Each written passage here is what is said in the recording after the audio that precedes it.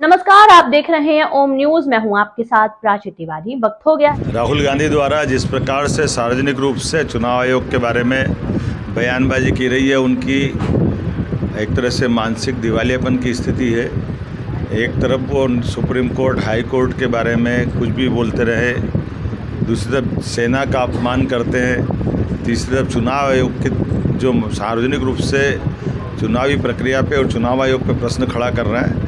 एक तरह से ये अर्बन नक्सलाइट वाली मानसिकता है। मैं मान के चलूँगा, उनको माफ़ी मांगना चाहिए इस प्रकार के विचारों के लिए।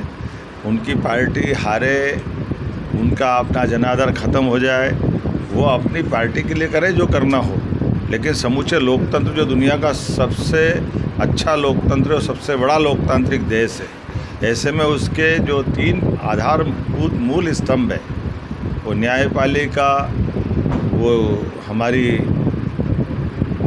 इस इलेक्शन को निष्पक्षता से कराने वाले चुनाव आयोग की संस्था, या हमारे संविधान प्रदत्त अधिकारों की बात हो, सेना की बात हो, हर एक स्थान पर।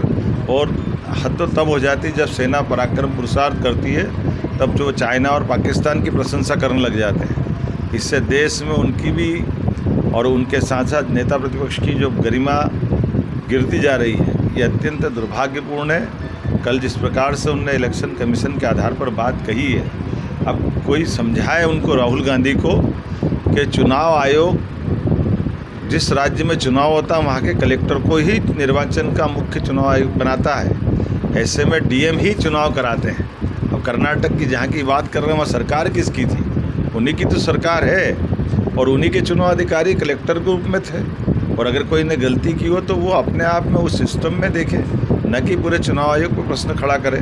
लेकिन एक के बाद एक हार के लगातार जो उनको झटके लग रहे हैं, मैं बड़े दुर्भाग्य के साथ कहना पड़ेगा कि आज तक ऐसा नेता प्रतिपक्ष नहीं देखा जिनने इतने नीचे आकर के इस तरह की बात कही है। निश्चित रूप से उनको देश की जनता से माफ़ी मांगना चाहिए, प्रदेश की जनता से माफ़ी मांगना चाहिए। मैं मान के चलता हूँ कि इस घटना से सबक लेकर के वो शायद माफ़ी मांगेंगे।